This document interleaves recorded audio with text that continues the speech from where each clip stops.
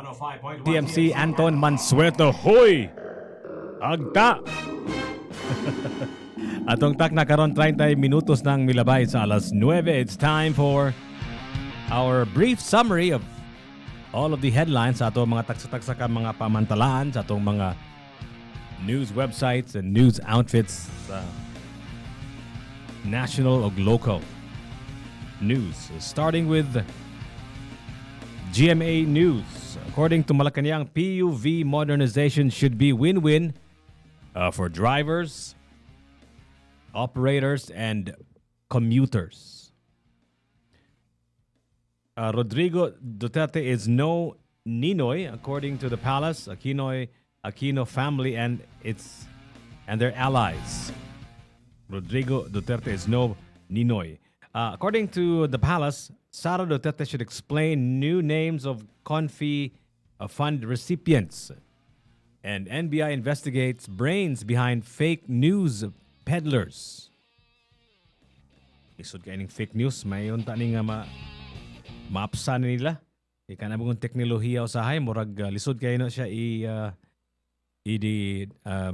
i-control kung owahay ka sa teknolohiya ba kadaghanan magud mga criminal elements or at least kana mga anggilan ng mga panghitabo sa teknolohiya mag-una gyud na sila ang kanang yung mga criminal elements mag-una gyud na siya sa teknolohiya so we're always playing catch up but I hope nga our NBI will be able to catch up soon because daghan na kayong mga fake news karon mga panahon na.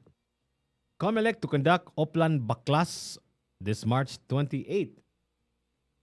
And 3 foreign manned ships in Manila flagged over irregularities according to the PCG. And the Philippines, U.S. the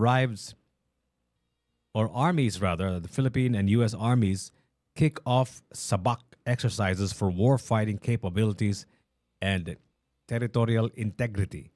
And 2 Koreans, 9 Filipinos nabbed for illegal mining in Butuan City according to the CIDG. And AIDS pandemic risks resurging globally amid U.S. funding halt, according to the United Nations. Mo kani ato mga headlines sa ato mga taksa-taksa ka mga pamantalaan, news websites and news outfits para dili ninyo basahon tanan. Ako ning i-summarize kaninyo. Sa ABS-CBN, Meralco says prepaid consumers covered by refund and the Philippines now VAT-free for foreign tourists.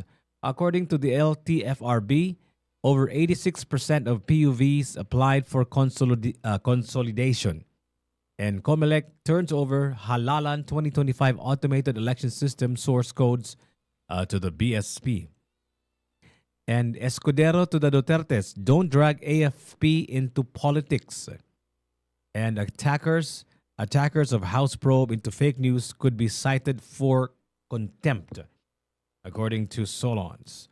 And parang mga sardinas, Tulfo questions condition of OFW accommodation houses. According to, this is Senator Tulfo. And the U.S. firm to train Filipinos in civil nuclear tech. And Trump admin sent journalists classified U.S. plans for Yemen strikes. Mao kini ato mga latest headlines ato mga taksa-taksa ka mga pamantalaan, news outfits, news websites. Let's go to Inquirer.net.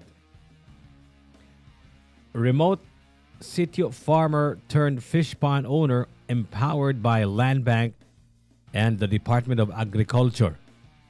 And the Philippines, Japan inked 5 loan agreements for key infrastructure projects.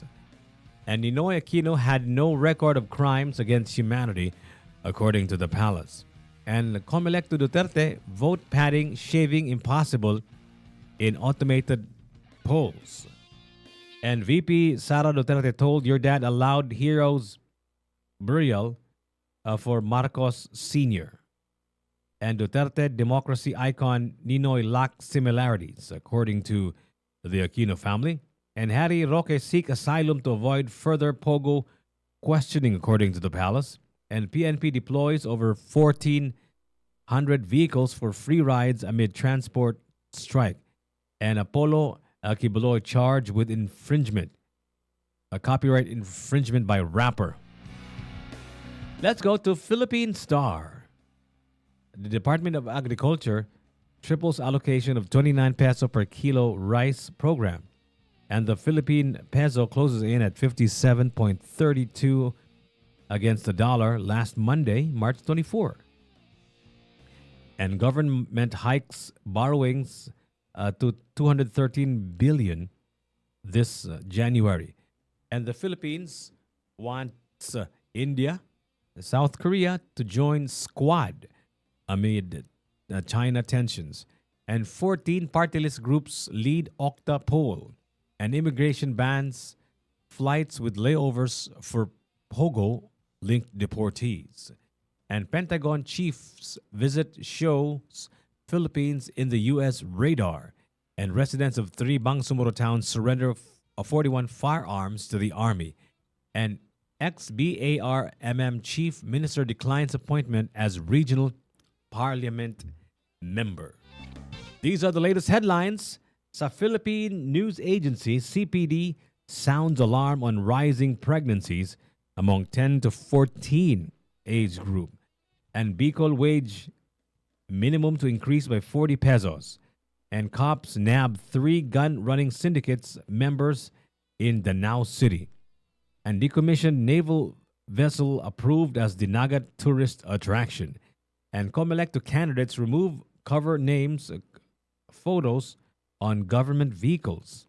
And 64.2 million fines collected from 216,000 ordinance violators in NCR. And 2.4 million drugs seized from 42 suspects in Bicol week-long operations. And Iloilo City engages learners in sustainable waste program management. And Australia to help boost Philippine aviation security.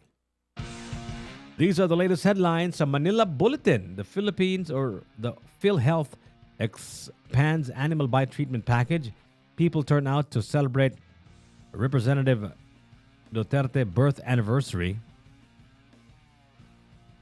And DepEd warns against political campaigning during graduation, moving up ceremonies. And bomb scare halts operations at the OVP.